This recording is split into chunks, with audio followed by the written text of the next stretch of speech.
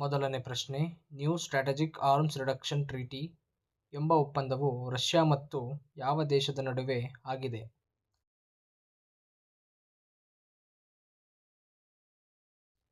ಸರಿಯಾದ ಉತ್ತರ option A, ಅಮೆರಿಕದ ಸಂಯುಕ್ತ ಸಂಸ್ಥಾನ. ಎರಡನೇ ಪ್ರಶ್ನೆ, IUCN ವಿಶ್ವ ಸಂರಕ್ಷಣಾ ಮಹಾಸಭೆ 2025 ಎಲ್ಲಿ ಆಯೋಜಿಸಲಾಯಿತು? ಸರಿಯಾದ ಉತ್ತರ option D, Abu Dhabi, United Arab Emirates. ಮೂರನೇ ಪ್ರಶ್ನೆ, ಉತ್ತರ ಪ್ರದೇಶ ಸರ್ಕಾರ ಗೋಮತಿ ನದಿಯನ್ನು ಪುನರುಜ್ಜೀವನಗೊಳಿಸಲು ಆರಂಭಿಸಿದ ಮಿಷನ್ಗೆ ಯಾವ ಹೆಸರು ನೀಡಲಾಗಿದೆ? ಸರಿಯಾದ ಉತ್ತರ ಆಪ್ಷನ್ ಡಿ, ಗೋಮತಿ ರಿಜುವೇಶನ್ ಮಿಷನ್ ಎಂಬ ಹೆಸರನ್ನು ನೀಡಲಾಗಿದೆ.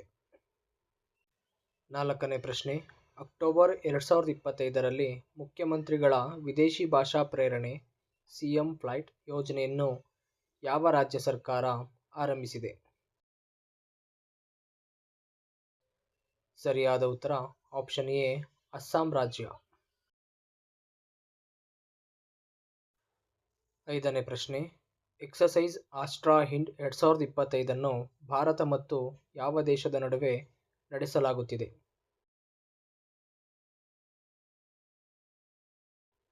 ಸರಿಯಾದ ಉತ್ತರ ಆಪ್ಷನ್ ಎ, ಆಸ್ಟ್ರೇಲಿಯಾ ದೇಶದ ನಡುವೆ ನಡೆಸಲಾಗುತ್ತಿದೆ. ಆರನೇ ಪ್ರಶ್ನೆ, ಹೊಸ ಮೀನು ಜಾತಿ ಸ್ಯೂಡೋಹೊಂಬಸ್ ಬಹುಡೆನ್ಸಿಸ್ ಅನ್ನು ಯಾವ ರಾಜ್ಯದಲ್ಲಿ ಕಂಡುಹಿಡಿಯಲಾಗಿದೆ? ಸರಿಯಾದ ಉತ್ತರ ಆಪ್ಷನ್ ಎ, ಒಡಿಶಾ ರಾಜ್ಯದಲ್ಲಿ ಕಂಡುಹಿಡಿಯಲಾಗಿದೆ. ಏಳನೇ ಪ್ರಶ್ನೆ, ಯುಗೇಯುಗೀನ್ ಭಾರತ್ ರಾಷ್ಟ್ರೀಯ ಸಂಗ್ರಹಾಲಯವನ್ನು ಯಾವ ಪ್ರಮುಖ ಯೋಜನೆಯ ಭಾಗವಾಗಿ ಅಭಿವೃದ್ಧಿಪಡಿಸಲಾಗುತ್ತಿದೆ?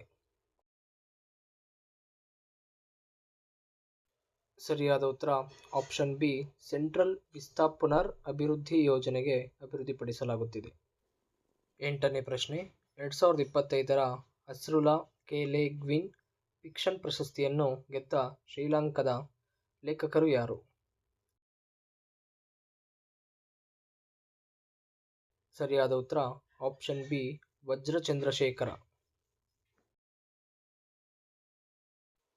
ಒಂಬತ್ತನೇ ಪ್ರಶ್ನೆ, ಭಾರತವು ಇತ್ತೀಚೆಗೆ ತನ್ನ ಸೈನಿಕ ಹಾಜರಾತಿಯನ್ನು ಅಂತ್ಯಗೊಳಿಸಿದ ಐನಿ ಏರ್ಬೇಸ್ ಯಾವ ದೇಶದಲ್ಲಿದೆ?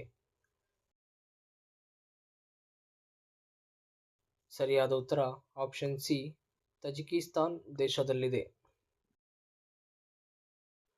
ಹತ್ತನೇ ಪ್ರಶ್ನೆ, ಮುಖ್ಯಮಂತ್ರಿ ತೀರ್ಥಯಾತ್ರೆ ಯೋಜನೆಯ ಎರಡನೇ ಹಂತವನ್ನು ಅಕ್ಟೋಬರ್ 2025 ಯಾವ ರಾಜ್ಯ ಆರಂಭಿಸಿದೆ? ಸರಿಯಾದ ಉತ್ತರ ಆಪ್ಷನ್ ಎ, ಪಂಜಾಬ್ ರಾಜ್ಯ ಆರಂಭಿಸಿದೆ.